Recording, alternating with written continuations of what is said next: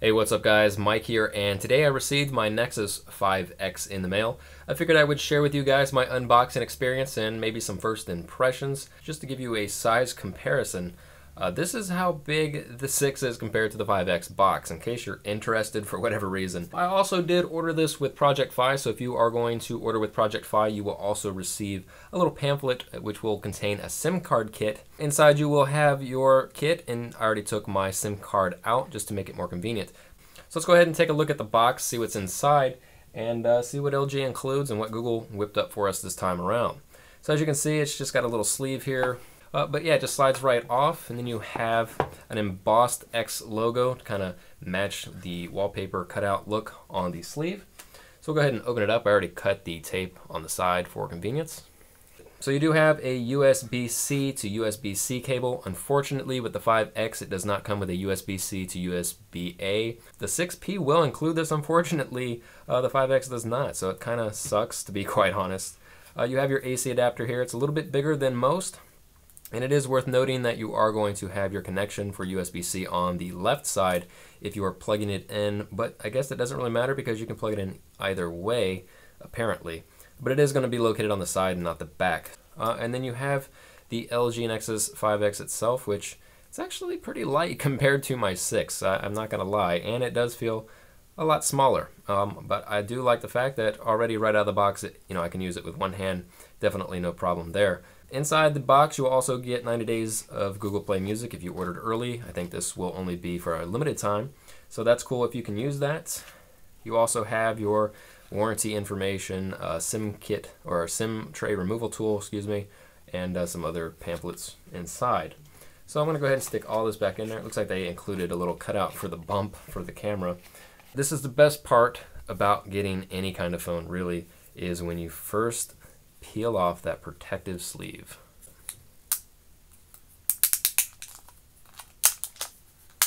Oh yeah, nothing like pulling that off. So there you go. This is Gorilla Glass 3 from what I know.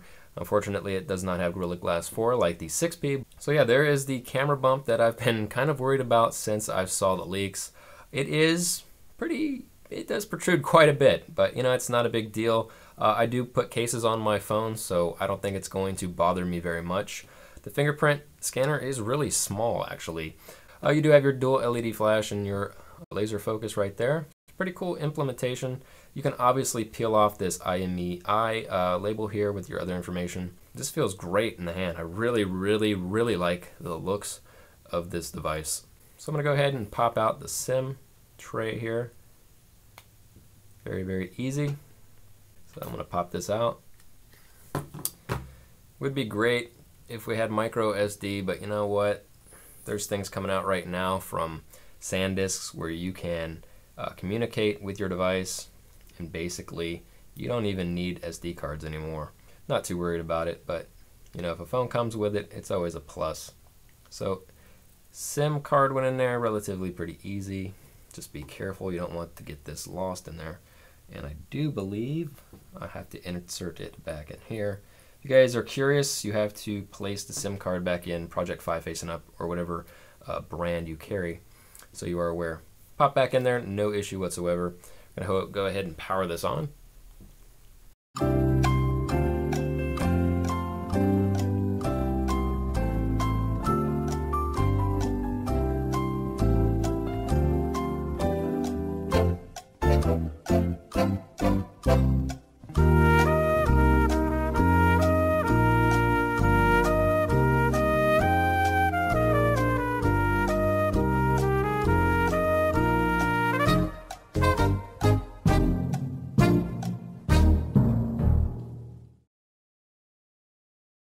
So this is how I have my Nexus 5X set up.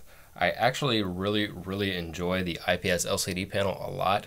One thing that I do notice in comparison to my Nexus 6 is that I can go outside with about 50, maybe 60% screen brightness, and I can actually still see the screen. It's actually still visible. I noticed that on my Nexus 6 I have to max the screen brightness a lot when I'm outside just to be able to see outdoors, and I still have a lot of trouble. So I really like the IPS panel a lot on the 5X. Another thing that I really like is the fingerprint scanner. It's amazing. And just to show you guys how quick this actually is, I'll go ahead and access OK Google. What is the weather in Santa Barbara? Now obviously it's going to lock, but I'll use my fingerprint and it will immediately display the information on screen. So we'll do that one more time. OK Google, what is the weather in Santa Barbara?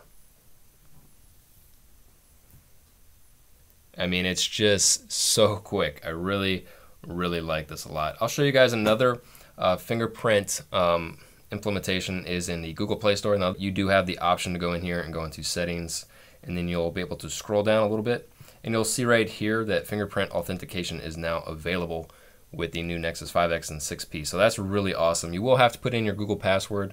So once you have it authenticated, once you have it enabled, then you can go ahead and start purchasing apps and all that with your fingerprint. And I'll give you guys a quick example. I actually been meaning to do this, but I do use Project Fi. You can see Fi Spy running in the background, and this guy does really awesome work. He's been developing this almost on a daily basis. It gets updates. Sometimes they get 3 or 4 updates in a day. So I want to donate to him. I'm just going to go ahead and give him $4. He deserves it without a doubt. So you hit buy. And you can use your password if you want to, if you're having issues with the touch sensor or the Nexus imprint, is what they call it. But I'm just going to go ahead and there we go. It was that simple. Took a matter of a couple seconds. Now I am on a pretty long range Wi-Fi, so it might give me an issue. But there you go. Payment successful. I used the fingerprint to purchase or donate. Now one thing I do want to talk about is the build quality. I know a lot of people were talking about, it's plastic, it's cheap, it's not as good as the 6P, it's not as good as the 6, but I got to tell you, it doesn't feel cheap. It does not feel cheap at all. It actually feels really good in my hands. It has a kind of soft feel to it. It's not like just plain plastic. It has a really nice feel to it. It's kind of hard to explain. It's not incredibly soft or gummy. It's not going to leave fingerprints or anything like that unless you have really greasy or oily hands. But it feels really good. And then the fingerprint scanner is surrounded by aluminum, what it appears to be aluminum. I was worried about the camera bump for a while, especially when the leaks were coming out. You can see there. It does protrude quite a bit, but I kind of agree with the design language here that Google and LG took. If they would have made it thicker and covered that up, this would be a pretty thick phone considering if they would have came up to that level. Obviously, we might have gotten a bigger battery. We might have gotten a little bit more features, like maybe a Qi charge ability, but I'm not too worried about it. I actually really like the way it looks overall. You do have your dual LED flash, and I gotta tell you, if you guys are interested in the LED flash as well, it's very bright. It's a lot brighter than the Nexus 6 even. So if you like your flashlights, if you got to see out at night, this is really bright. And the laser autofocus is really good with the camera sensor, and that's one thing I really want to talk about, especially once I get a review out for you guys. But this camera is ridiculous. Now obviously there's no image stabilization or anything like that. You have to have a really steady hand when you're taking a video with this, but if you have a steady hand or a stabilizer, or you have a hand mount or something like that, you'll get some decent video. I was able to take some pretty decent 4K footage and 1080p footage and some slow motion footage. I already have some videos up on YouTube you guys can check out, but it is very sensitive on video recording. Taking pictures is great. I've had no issues taking pictures, especially in very low light. It's actually been pretty damn impressive, and I got some shots over here, and I put some up on my G+ page. I'll leave them in the description below, but there are some really great shots, and it's just really amazing to see a Nexus device finally have a good camera. One thing that I do want to mention though, that I did notice, is if you take a lot of shots with the 5X in particular, let's say you take about 3, it's going to take some real quick and see what happens, but if you take about 3 shots or more, and depending on the setting, you'll see now that the button is now disabled. I cannot take any more pictures because they are processing in the background. So I took about 3 pictures. So once those pictures complete, or maybe I only have 2 processing in the background, I'll be able to use it again. So you'll see it's freed up. I can start taking pictures again. It's really quick. I'm just pointing at the table, so it's taking a little bit longer maybe. But yeah, it will disable, it will lock out after about 3 pictures until that background processing frees up. So I haven't seen that in reviews, and I wanted to mention that to you guys right out of the gate. If that's something that might be a problem for you, it's really not a big issue. If you can take 3 pictures, chances are you're not going to need to take another picture again for at least a couple seconds, and it will process fairly quickly. Another thing I really would like to talk about is the cable. I really like the USB-C cable. It is a little bit tricky, at least with my unit, to put it into the AC adapter, so be careful. I've actually read somebody broke theirs because they didn't put it in properly. But the best way that I figured out how to do it, I can't remember if it was the back. I think it's the back. Try to place the cord in the back part and just push it in. It will go right in that way. If you try and go in more towards the front, it's going to be really hard for some reason. It just doesn't want to go in there. You're going to feel like you're breaking it, or it feels like you're going to break it. Other than that, if you are placing the cable inside the 5X, I really like the snap feedback. You'll hear it right here. It clicks right in there, and it's really not going to go anywhere unless you really pull it. And I mean, I'm giving it some decent force right there. As you can see, you really have to pull it out.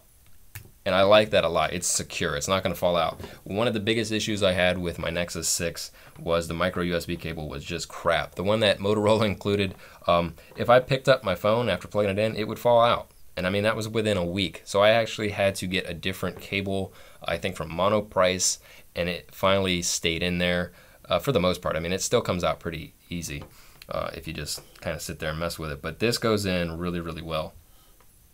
You can just hear it click in, it snaps into place, you know it's secure, and it's not going to come out. And hopefully it'll stay that way for a long period of time. Hopefully it's not just, you know, for a while, like until it wears out, but it just feels really nice to have that click noise, knowing it's secure. I know I'm going maybe a little bit overboard. Another thing is the 3.5mm headphone jack. A lot of people have been complaining about certain adapters not fitting in there or just not working. You really have to push that in as well. It will make a clicking noise. Unfortunately, I don't have my headset with me right now, but you do have to push it in there pretty decently to get it to click in. And but it's not going to come out either. It goes in. I haven't had any issues with my headsets at all, in case you're curious. But yeah, that's pretty much it, guys. I hope you enjoyed this video. I hope it was informational. Hope I answered any of your questions, if you had any, at least with my first impressions. Obviously, this is not a review. This is just a quick rundown of things that I've experienced over the past day or two. And I hope I offered you some form of informative advice. But yeah, that pretty much sums it up. Hope you guys enjoyed the video. Give me a thumbs up if you did. Definitely subscribe to my channel if you want to see more videos like this, reviews that I have coming on the way for the 5X, like some cases, and obviously my review for the 5X and other devices once I get them. But yeah, that pretty much sums it up. Catch you guys as always in the next one.